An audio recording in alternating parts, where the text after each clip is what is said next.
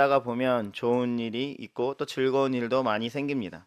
함께 기도하다가 기도의 응답을 받기도 하고 또 하나님이 원하시는 사역을 하다 보면 또 큰 은혜를 맛보기도 합니다. 또한 예배나 기도회를 통해서 하늘 문이 열리고 성령의 충만함을 받기도 합니다.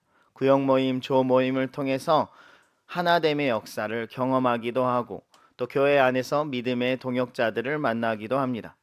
또 다음 세대들을 키워내면서 그들이 세상 가운데 거룩을 또 세상을 어떻게 변화시키는지도 목도하게 됩니다.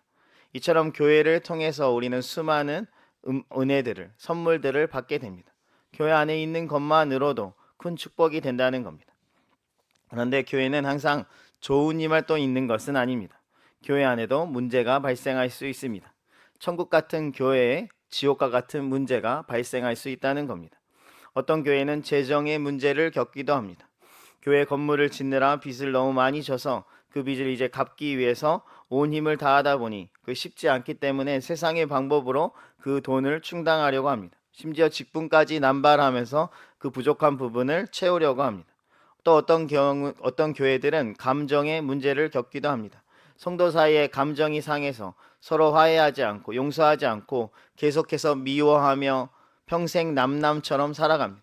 심지어 각 부서나 기관들도 서로 경쟁하고 음해하고 다투는 일이 다반사입니다. 또 어떤 교회들은 죄악의 문제로 몸살이를 앓습니다.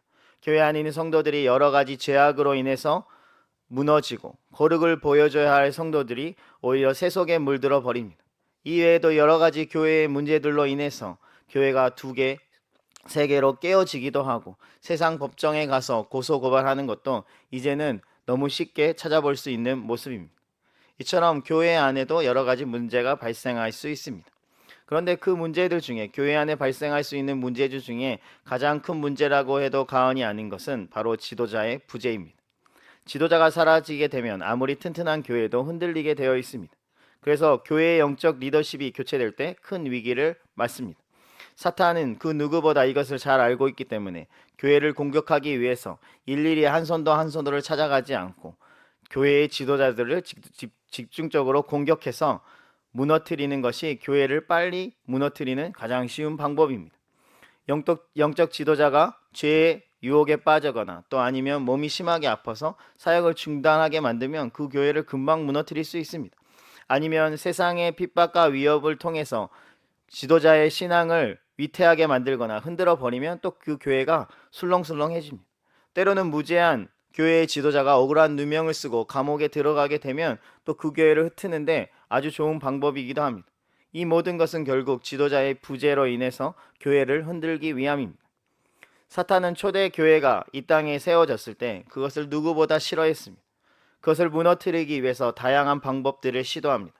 사탄의 입장에서는 예수님이 승천하고 나지 이제 자기가 이 땅을 다 통치할 것 같았는데 갑자기 듣도 보도 못한 교회라는 곳이 생겨서 그것을 통해서 하나님의 통치가 이루어지니 얼마나 자존심이 상하겠습니까? 그래서 어떻게든 그 교회를 무너뜨리기 위해서 안간힘을 다합니다. 유대 종교 지도자들을 선동해서 그들이 사도들을 핍박하고 채찍질하게 만듭니다. 그러면 교회가 사라질 것이라고 믿었습니다. 그런데 사도들은 그런 핍박과 고난 앞에서 전혀 쫄지 않고 오히려 예수님의 이름으로 인해 고난 받는 것을 기뻐하며 담대히 복음을 선포합니다. 그러자 사탄은 방법을 바꿔서 아나니아 삽비라 부부를 통해서 그들의 마음에 들어가서 사람들을 속이지만 그럴싸한 헌금을 내는 것처럼 가장해서 그 안에 거짓이라는 죄가 들어갈 수 있도록 교회에 거짓이라는 죄가 들어가도록 술수를 바꿔서 교묘하게 이 방법을 사용하지만 이것 또한 통하지 않습니다. 하나님께서 그 죄악을 밝히셔서 교회 안에 다시는 그 죄가 발붙지 못하도록 아나니와 삽비라 부부를 그 자리에서 즉각 심판해서 죽입니다. 이로 인해서 초대교회 성도님들은 하나님이 죄를 얼마나 싫어하시는지 오히려 경각심이 생기게 됩니다. 그러자 사탄은 이제는 성도의 생명을 빼앗아서 이 교회를 무너뜨리겠다고 작전을 바꿔서 스데반 집사님이 억울하게 누명을 쓰고 돌에 맞아 죽게 만듭니다. 이렇게 순교자가 생기면 교인들이 덜덜 떨며 흩어질 것이고 결국 교회가 망하게 될 것이라고 믿었습니다. 그런데 반은 맞고 반은 틀렸습니다. 그렇게 되자 많은 사람들이 이곳저곳으로 흩어진 것까지는 많았는데 흩어져서 그 성도들이 복음을 전하고 더 많은 교회가 생기고 말았습니다. 이처럼 사탄은 온갖 방법을 동원해서 어떻게든 교회를 무너뜨리고자 했지만 교회는 사라지지 않고 더 흥왕해졌고 사탄의 전략은 실패로 돌아갑니다. 사탄의 입장에서 얼마나 자존심 상하는 일입니까? 최대한 빨리 교회를 무너뜨리고 자신의 왕국을 세우고 싶었는데 그럴수록 교회는 더 강력한 힘을 발휘하는 겁니다. 아무리 밟아도 죽지 않는 이 교회의 생명력으로 인해서 사탄은 골머리를 썩고 있는 겁니다. 그래서 사탄이 비장의 카드를 들었습니다. 그것은 바로 지도자 부재라는 카드를 쓴 겁니다. 이것을 통해서 교회를 완전히 무너뜨릴 계획을 세웁니다. 이를 위해서 사탄은 헤롯 왕을 도구로 사용합니다. 헤롯 왕을 선동해서 세베대의 아들 요한의 형제인 사도 야고보를 칼로 죽이게 만듭니다. 야고보의 순교는 교회 안에 적지 않은 파장과 충격을 안겨줍니다. 예수님의 제자인 야고보가 죽었기 때문입니다. 이 분위기를 감지한 사탄의 입장에서는 교회의 지도자 몇 명 더 죽이게 되면 교회를 무너뜨리는 것은 순식간이라는 그런 쾌감이 있었을 겁니다. 그리고 헤롯 왕 역시 교회를 무너뜨리는 일에 본인도 앞장서고 있습니다. 이유는 따로 있습니다. 물론 성경에서 그 이유를 알려주지 않지만 정황상 그때 당시의 분위기상 헤롯은 통치자의 입지를 고수하기 위해서 이 일을 감행했어야 합니다. 왜냐하면 자신이 통치하는 영역에서 반란이 일어나게 되면 반드시 로마 정부는 그 책임을 그 지역의 통치자에게 묻습니다. 그런데 지금 자꾸 기독교인들과 유대인 사이에 자꾸 갈등이 생기니 언제든지 반란이나 위협이 일어날 수 있는 상황입니다. 결국 유혈 사태가 일어나게 되면 그 책임을 헤롯이 다 져야 합니다. 그래서 다수에 해당하는 유대인들을 만족시키고자 하여 기독교 핍박에 동의하는 겁니다. 역시나 정치적인 판단이 빨랐던 헤롯의 결정은 적중했습니다. 야고보를 죽이자 유대인들은 헤롯 왕을 환대하기 시작합니다. 눈에 가시같이 여겼던 기독교인들을 수장인 야고보를 죽이자 유대인들은 이것을 희소식으로 여깁니다. 헤롯 왕의 지지율이 올라갔다는 겁니다. 이 맛을 한번 보게 되자 헤롯은 멈출 수가 없습니다. 이것을 통해서 더 큰 인지도를 얻기 위해서 교회의 수장인 베드로를 죽이려고 합니다. 베드로를 죽이는 것은 곧 교회의 지도자의 부재를 의미하며 교회를 무너뜨릴 수 있는 절호의 찬스이기 때문입니다. 우리 3절을 다 같이 읽어볼까요? 3절입니다. 시작. 베드로도 잡으려 할세 때는 무교절 기간이라. 아멘. 헤롯은 베드로를 잡으려고 군사를 총동원해서 베드로에게 보냅니다. 어떻게든 교회의 지도자를 사라지게 만들면 더 이상 교회가 자신의 역할을 못할 것이라는 확신이 있었습니다.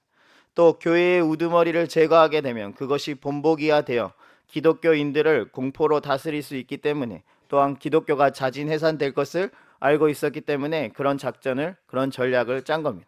교회의 수장인 베드로를 잡으러 제거하기 위해서 생포작전을 펼쳤고 그 작전은 성공했습니다. 베드로가 붙잡힌 겁니다. 그런데 문제가 하나 있었습니다. 베드로를 생포했던 그때가 무교절 기간입니다. 다른 말로 하자면 유대인들에게 있어서는 가장 큰 명절 중에 하나입니다. 이 기간에는 예루살렘에 많은 사람들이 명절 때문에 모여들어 있습니다. 그런데 헤롯 입장에서는 이 기간에 베드로를 공개 처형하는 것이 굉장히 부담스럽습니다. 왜냐하면 혹시나 공개 처형할 때 기독교인들이 이것으로 인해 반란을 일으키게 되면 수많은 무리가 움직이게 되고 이것은 유혈 사태를 방지하는 것이 아니라 오히려 일으키는 원동력이 되기 때문입니다. 그래서 헤롯은 명절이 끝난 다음에 각기 각자의 고향으로 돌아간 다음에 베드로를 죽이자고 합니다. 베드로의 집행 일자가 명절 이후로 유예된 겁니다. 대신 명절이 끝날 때까지 베드로를 잘 붙잡고 있어야 합니다. 다른 말로 그 기간에 베드로가 도망가게 되면 자신이 세웠던 모든 계획은 수포로 돌아가게 됩니다. 그래서 군인을 16명을 4개조로 나누어서 베드로를 철저하게 감시하게 합니다. 그걸로 부족해서 감옥 안에 있는 쇠사슬로 베드로를 묶어서 절대로 베드로가 탈옥할 수 없게 만듭니다. 안에서도 밖에서도 절대로 탈옥이 불가능한 상태로 만든 겁니다. 사도 야고보는 이미 죽었고 교회의 수장인 베드로는 감옥에 붙잡혀 있는 상황입니다. 이런 상황에서 볼 때 교회는 지금 최악의 상황을 맞이한 겁니다. 엄청난 위기를 봉착한 겁니다. 이런 어려운 상황을 마주했을 때 초대교회 성도들은 어떤 반응을 보였을까요? 베드로와 같은 지도자도 잡혀가는 판국에 일반 성도들은 파리 목숨처럼 생각할 터이니 얼른 진 싸서 대피하자고 도망갔을까요? 아니면 잠시 목숨을 구하기 위해서 잠시 동안만 다시 개종을 해서 기독교를 포기하고 유대교에 잠깐 동안 몸을 담그고 있어야 할까요? 어떻게든 살아남기 위해서 온갖 방법을 총동원해야 할까요? 과연 초대교회 성도들은 이와 같은 위기 상황에서 어떤 선택을 했을까요? 우리 5절 말씀을 다 같이 읽어보겠습니다. 5절입니다. 시작. 간절히 하나님께 기도하더라. 아멘. 그들은 도망가지도 않았고 배신하지도 않았고 감옥에 갇혀있는 영적 지도자인 베드로를 위해서 간절히 기도합니다. 참으로 멋지지 않습니까? 우리 같았으면 이미 도망갔거나 배신했을 텐데 다들 자신의 자리를 지키면서 힘써 기도했다는 겁니다. 다른 말로 하자면 교회가 위기를 겪고 있을 때 성도들이 하나님께 간절히 기도했다는 겁니다. 이것이 초대교회가 우리에게 보여준 교회 위기 대처법입니다. 대부분의 교회들은 위기를 만나게 되면 회의를 하고 그에 맞는 대책을 세웁니다. 세상적인 방법을 총동원해서 어떻게든 그 위기를 넘어가려고 합니다. 그렇게 하면 어려움을 극복할 수 있을 것이라고 믿습니다. 물론 그런 방법이 어려움을 해결해 주기는 하지만 어느 정도는 해결해 주기는 하지만 완벽한 해결책은 아닙니다. 때로는 그런 방법으로 인해서 오히려 그 문제를 더 복잡하고 어렵게 만들기도 합니다. 진짜 교회의 문제를 해결하고 싶다면 그 위기를 넘어가고 싶다면 온 성도들이 한 마음으로 간절하게 하나님께 기도해야 됨을 믿으시길 바랍니다. 그럴 때 진정한 해결을 경험할 수 있습니다. 초대교회 성도들은 베드로가 감옥에 갇히자 정부에 아는 사람을 수소문해서 그들에게 베드로를 석방해달라고 부탁하지 않았습니다. 또한 어떻게든 베드로를 감옥에서 꺼내기 위해서 서로 보석금을 조금씩 모아서 그걸로 베드로를 구해야겠다고 생각하지도 않았습니다. 그들이 한 거라곤 그냥 하나님께 기도한 것뿐이라는 것을 기억하시길 바랍니다. 어떻게 보면 굉장히 현실적이지 못한 방법처럼 느껴질 수 있지만 사실 이것이 가장 완벽한 해결 방법이었습니다. 그래서 우리도 교회가 위기를 만나면 어떻게 해야 되냐고 묻는다면 위기가 생겼을 때 기도를 멈추고 대책 회의를 하는 것이 아니라 오히려 그럴 때일수록 더욱 간절히 하나님께 기도해야 합니다. 위기 앞에서 머리를 맞대기 전에 손을 모아서 기도해야 한다는 겁니다. 초등부 성경 캠프를 준비하면서 교사들에게 제가 부탁한 것이 하나 있습니다.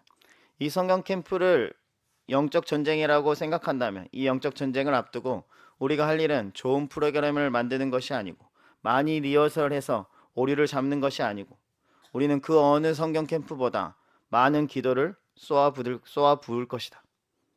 그래서 교사들에게 어느 때보다 많은 기도를 요청했습니다. 바쁜 일정이라서 자주 모이지 못했지만 모일 때는 기도했고 모이지 못할 때는 또 각자의 위치에서 기도할 수 있도록 도왔습니다. 많은 기도 말고는 다른 답이 없었기 때문입니다. 우리의 힘과 능력으로 이 캠프를 치르기에는 역부족이었습니다. 우리가 어떻게 아이들을 거룩하게 만들 수 있습니까? 어떻게 그 아이들이 회개하게 만들 수 있습니까? 어떻게 그 아이들을 우상타파하도록 우리가 그들을 우리의 힘으로 변화시킬 수 있습니까? 여러분의 잔소리로, 여러분의 말로 그것을 할 수 있습니까? 불가능합니다. 그래서 우리는 기도했습니다. 결국 캠프 마치고 돌아와서 캠프를 뒤돌아보면서 저의 선택이 틀리지 않았다는 것을 깨달았습니다. 기도가 답이었습니다. 이것은 우리의 삶에도 동일합니다. 우리의 삶에 위기가 찾아왔습니까? 그러면 무엇을 해야 할까요? 얼른 적금을 깨서 돈으로 그 문제를 해결해야 할까요? 아니면 이런 문제를 상담해 줄 수 있는 좋은 상담사를 찾아가서 그 문제를 어떻게 해결할지 논의해야 할까요? 나의 경험과 주변의 조언을 바탕으로 그 난국을 어떻게든 헤쳐나가야 할까요? 물론 그런 것도 우리에게 도움을 줄 수 있습니다. 이런 것이 다 필요 없다고 말하는 것은 아닙니다. 그런데 기도 없는 그런 방법들은 아무런 의미가 없습니다. 왜냐하면 기도 안에 답이 있기 때문입니다. 위기 앞에서 우리에게 필요한 것은 기도입니다. 그런데 대부분의 성도들은 위기를 만나게 되면 그 위기를 해결한다는 이유만으로 분주하여져서 정작 기도를 소홀하게 여깁니다. 그렇게 해야 내가 당면한 문제를 해결할 수 있을 것이라고 믿습니다. 아닙니다. 그럴 때일수록 더욱 힘써 기도해야 합니다. 기도 없이는 다른 해결책들은 다 무용지물입니다. 지금 내 삶의 위기를 마주하고 있습니까? 여러분 앞에 어떤 어려움이 있습니까? 도저히 해결할 수 없을 만큼 힘드십니까? 그러면 고민하지 마시고 다른 것을 의지하지 마시고 하나님 앞에 나아가서 간절히 기도하시길 바랍니다. 아무 의미 없어 보이지만 절대 그렇지 않습니다. 기도가 해결책입니다. 기도로 그 문제를 뚫어나가시길 간절히 바랍니다. 이거는 개인의 삶뿐만 아니라 교회도 마찬가지입니다. 교회가 어떤 문제를 봉착하게 되면 그 문제를 해결하는 것은 좋은 컨설팅을 받는 것이 아닙니다. 많은 재정을 투자하는 것이 아닙니다. 많은 교인 수가 우리의 문제를 해결하는 것이 아닙니다.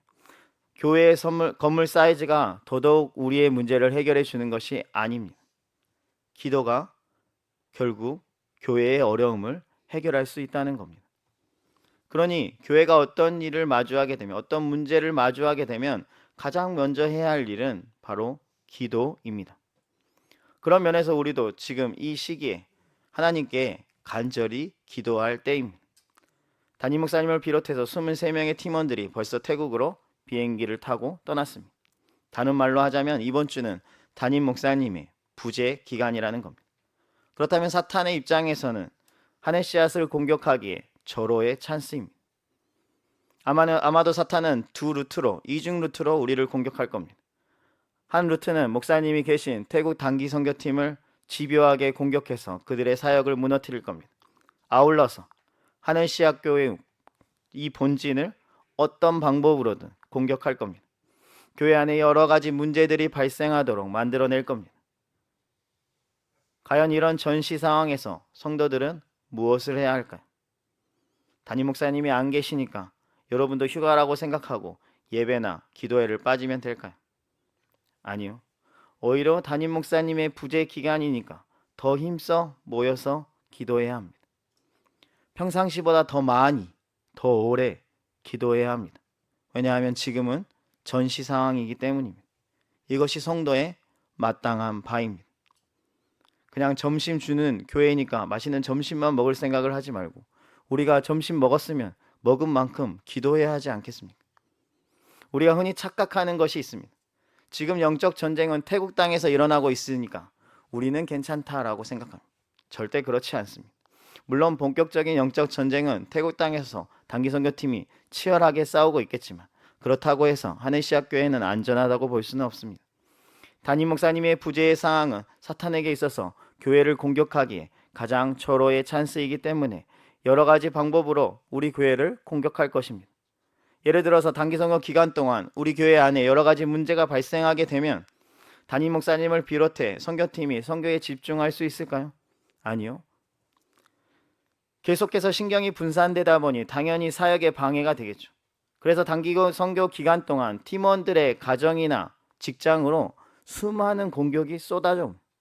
포탄들이 장난 아닙니다. 안 아팠던 아이가 아프게 되고 갑자기 회사에서 어떤 문제가 생겨서 그 문제를 해결해야 되는 일들이 수두룩 빽빽하게 일어납니다. 그런 일들을 너무나도 많이 보았습니다.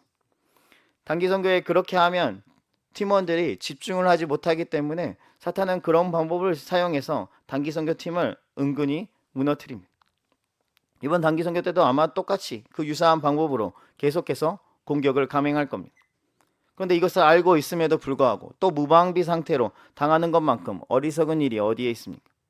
우리는 이 공격을 대비해야 합니다. 그것이 바로 하늘시학 교회라는 본진을 지키는 일입니다. 그런데 본진을 지키는 거, 하늘시학 교회를 지키는 거 어떻게 우리가 하겠습니까? 우리의 힘으로 어떻게 그것을 감당하겠습니까? 여러분이 모든 성도의 삶을 어떻게 지켜낼 수 있습니까? 모든 분열의 문제를 여러분의 힘으로 어떻게 막아낼 수 있습니까? 저도 불가능합니다. 그래서 기도가 필요합니다. 우리가 다 같이 깨어서 기도하고 있을 때, 그래서 성령께서 우리 가운데 충만히 임하실 때 사탄은 절대로 본진을 공격할 수 없습니다. 하늘시아 교회를 공격할 수 없다는 겁니다. 반대로 우리가 정신줄을 놓고 아무 생각 없이 영적으로 잠들어 있다면 사탄은 우리를 잡아먹기에 가장 좋은 먹잇감으로 우리를 그들에게 내어주는 꼴입니다.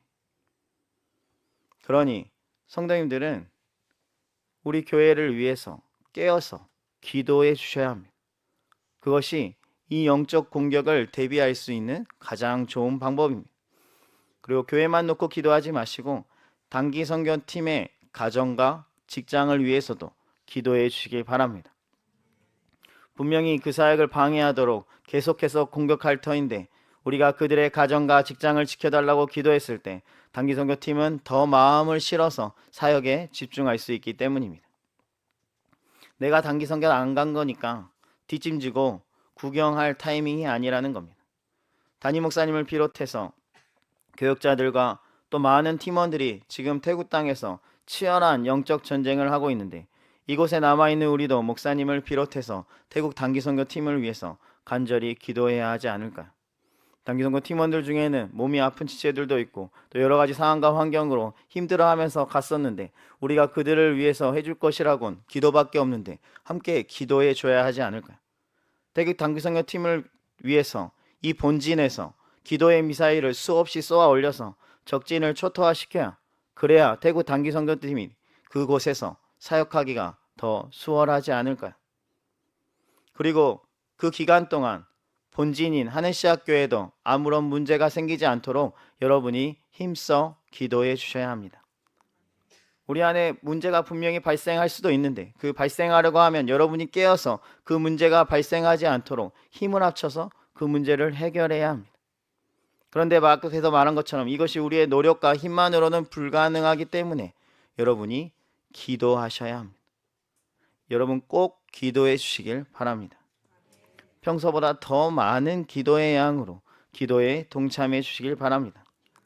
그럴 때 교회도 흔들리지 않고 태국 단기 선교를 통해서 놀라운 기적의 역사가 임하게 됩니다.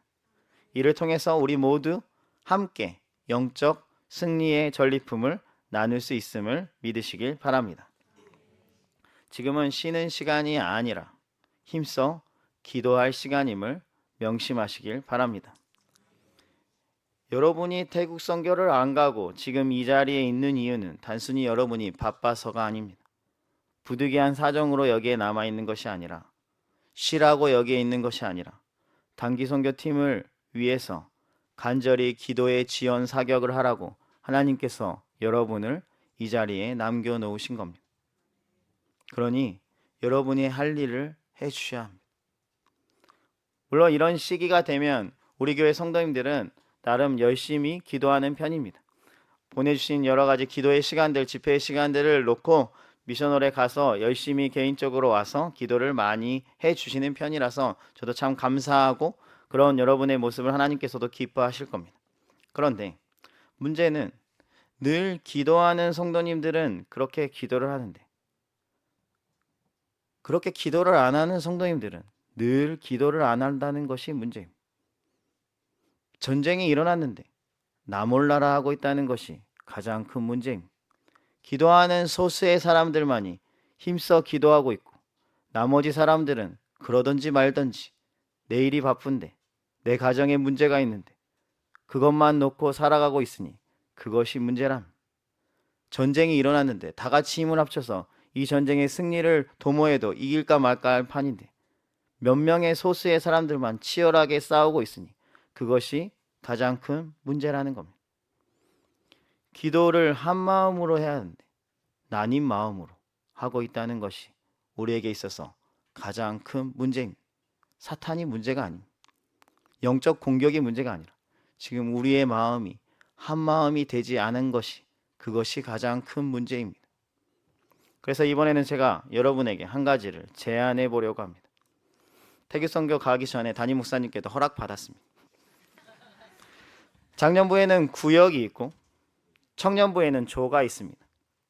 태국 단기 선교 기간 동안 하루를 오전, 오후, 저녁 이렇게 세 파트로 나눠서 태국 선교 기간 동안 각 구역 조가 한 파트를 맡는 겁니다. 월요일부터 토요일 오전까지 도착하는 게 토요일 오전이니까 월요일부터 토요일 오전까지 그렇게 나누면 오전, 오후, 저녁으로 나누면 총 16개의 파트가 됩니다. 월화, 수, 목, 금을 3개씩이니까 15개 그리고 하나 더 토요일 날 오전 하면 16개입니다. 총 16개의 파트 구역이 나눠지고 각 구역이나 조는 한 구역을 맡아주시면 됩니다. 그 맡은 그 시간에 여러분이 나와서 그 기도를 담당하는 겁니다. 물론 조하고 구역을 다 합치면 16개보다 훨씬 많은 조와 구역이기 때문에 아마 중복되는 시간들도 있을 겁니다. 상관없습니다. 각 구역장이나 조장들은 자신이 맡은 시간대를 정해서 김소희 전도사님께 알려주시길 바랍니다. 그건 제가 진짜 그때 여러분이 오는지 안 오는지 검사하기 위해서가 아닙니다. 혹시나 빠진 시간대가 있으면 제가 그 시간에 나와서 기도하기 위해서 그 시간표를 만들기 위함이니 여러분들이 오늘 조원들과 구역원들과 상의를 해서 16개의 시간대 중에서 여러분들이 참석할 수 있는 한 시간대를 결정해서 다 같이 그 시간에 나와서 미션홀에서 기도해 주시길 바랍니다.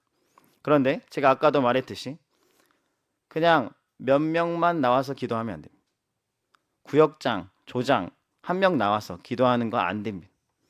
뭐 구역장 한 명, 조원 한 명 안 됩니다. 다 같이 나와서 기도해야 합니다. 물론 그런 시간을 확보하려면 아마 저녁 때가 되지 않을까 하는 생각이 듭니다. 그래도 상관없습니다. 그런 시간대를 모아서 다 같이 기도해 주시길 바랍니다. 그래서 직장 구역이 아닌 구역들, 오전, 오후가 가능하신 분들은 그 시간대를 좀 해주시면 감사하겠습니다. 그렇지 않으면 제가 오전, 오후 계속 나와서 계속 기도하고 있어야 됩니다. 앞에서 말한 대로 조장이나 구역장 몇 명만 와서 미션홀에 나와서 기도하는 게 아니라 이번에는 정말 모든 구역원들이 모든 조원들이 함께 나와서 한 마음으로 이 전쟁에 이 영적 전쟁에 동참해 주시는 겁니다. 지금 여러분의 구역원 중에 여러분의 조원 중에 여러분의 부모님 중에 여러분의 가족 중에 누군가가 태국 단기 선교에 가지 않았습니까? 그런 게 없다면 여러분의 담임 목사님이 지금 태국 단기 선교를 갔으니 여러분 당연히 기도해 주셔야 하지 않겠습니까? 담임 목사님은 여러분을 위해서 계속 기도하는데 여러분은 담임 목사님을 위해 단 한 번도 기도하지 않는다면 그것은 뭐가 잘못된 거 아닙니까? 교회가 기도가 필요하다고 할 때 우리가 교회의 구성원이라면 내가 하늘시학 교회에 다닙니다라고 대답한다면 하늘시학 교회가 기도가 필요할 때 최소 한 번은 나와서 기도해야 하지 않을까요? 교회는 지금 여러분의 기도가 필요합니다.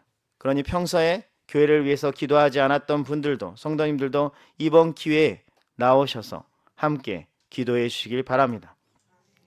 그럴 때 어떤 은혜가 우리에게 펼쳐지는지 여러분이 한번 경험해 보시길 바랍니다. 함께 온 마음으로 온 성도들이 기도했을 때 어떤 놀라운 일이 일어나는지 여러분이 경험해 주시길 바랍니다. 기도는 몇몇 사람에게 주어진 특권이 아닙니다. 교회를 위한 기도는 모든 성도에게 열려진 특권입니다. 그러니 그 특권을 이번 기회에 사용해 보시라는 겁니다. 이번 영적 전쟁에도 반드시 하나님은 승리를 주실 것이고 이곳에 기도로 참여했던 사람들은 은혜를 누릴 겁니다. 그런데 또 예전처럼 항상 그랬듯 몇몇의 사람들만이 그 은혜를 누리고 끝나지 않았으면 좋겠습니다. 저는 이곳에 모인 성도님들, 오늘 이 예배 자리에 모든 성도님들도 한 마음으로 기도하여서 그 은혜를 함께 누리길 원합니다. 그러기 위해서는 우리가 한 마음으로 같이 기도해야 합니다. 전쟁이 끝나고 나서 그제서야 뒤늦게 나도 기도에 동참할 걸. 그래도 이미 늦었습니다. 그러니 이번 주만이 그 기도에 동참할 수 있는 기회이니 이 기회를 놓치지 마시길 바랍니다. 저는 여러분에게 숙제를 내주는 것이 아닙니다. 은혜의 자리로 여러분을 초대하고 있는 겁니다.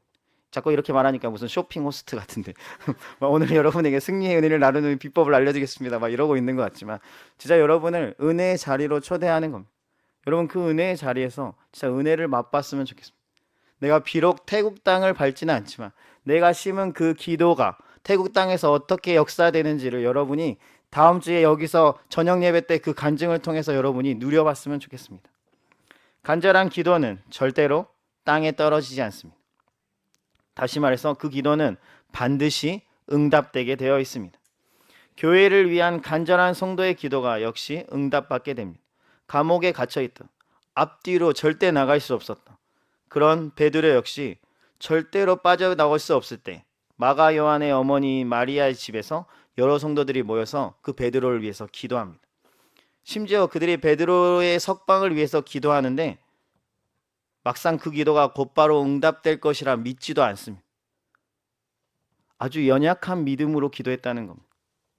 그런데 하나님께서 그 기도를 듣고 응답해 주십니다. 교회 지도자를 위해서 기도하는 그 기도를 하나님께서 기뻐하신다는 겁니다. 우리도 그런 기도를 해야 하지 않을까요? 담임 목사님을 비롯해서 태국 단기 선교팀을 위해서 간절히 기도해야 하지 않을까요?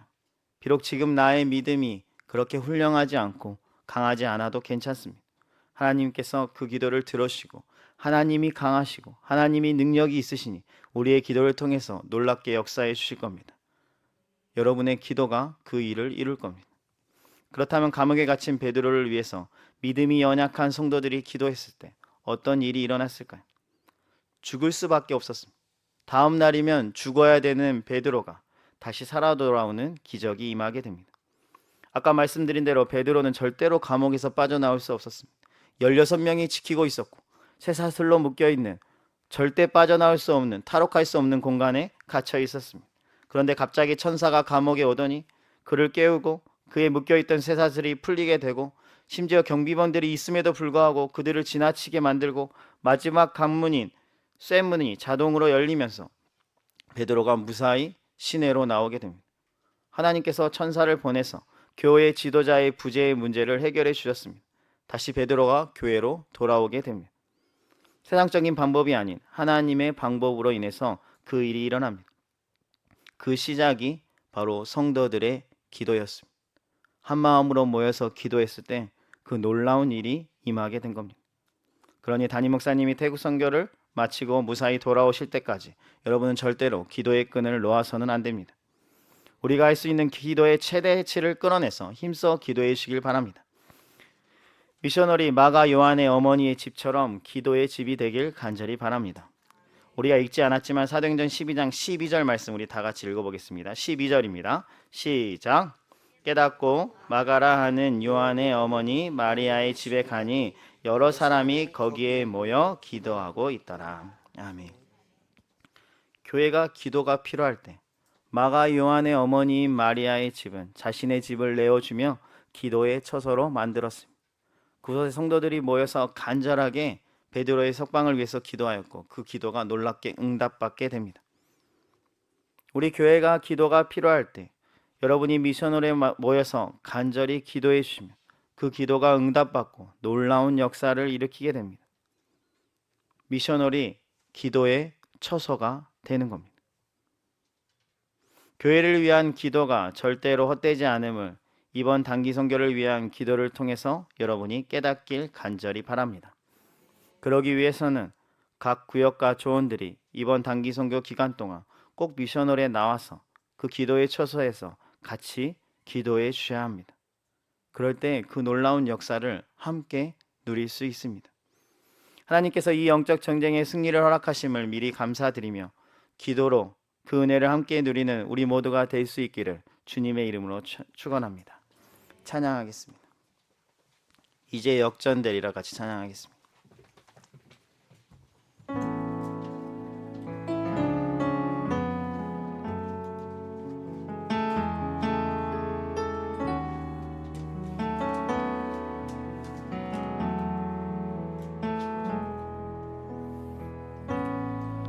기도를 멈추지 마라. 눈앞의 상황이 마음을 눌러도 원망치 마라. 너의 입을 지켜라. 저들은 너의 입을 보고 있다. 마음을 뺏기지 마라. 내가 널 도우지 않는단 소리에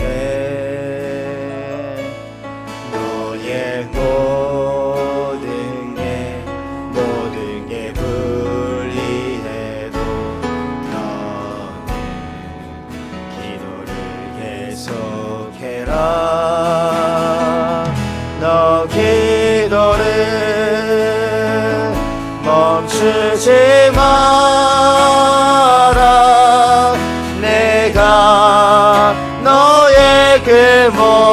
상황을 바로 역전시키리니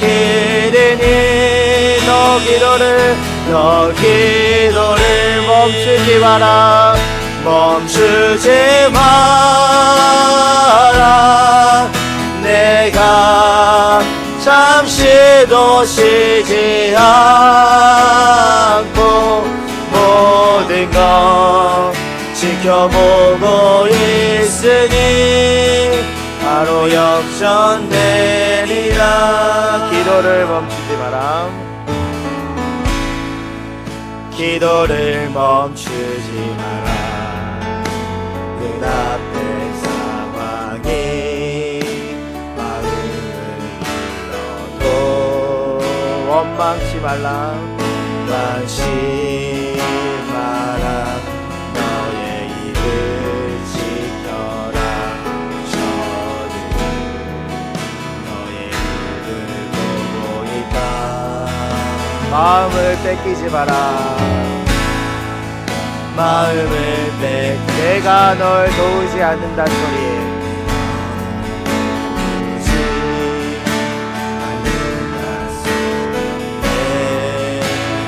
너의 모든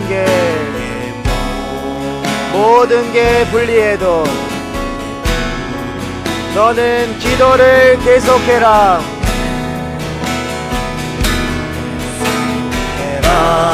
너 기도를 멈추지 마라 내가 너의 그 모든 상황을 바로 역전시키니 너 기도를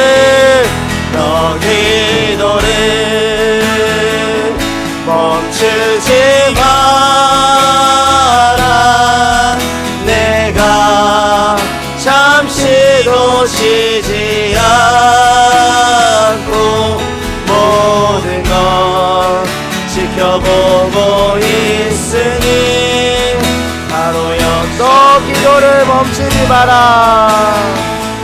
너 기도를 멈추지 마라 멈추지 마 내가 너의 그 모든 상황을 너의 그 모든 상황 바로 역전시키리니 너 기도를 멈추지 마라 너 기도를 멈추지 마라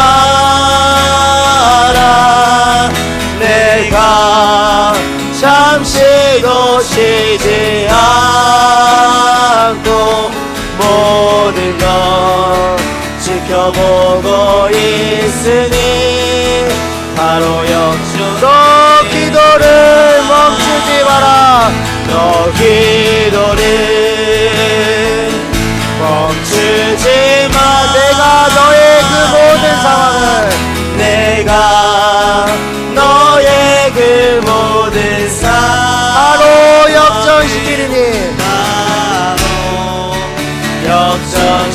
너 기도를 멈추지 마라 너 기도를 멈추지 마 내가 잠시도 쉬지 않고 모든 것 지켜보고 있으니 바로 역전돼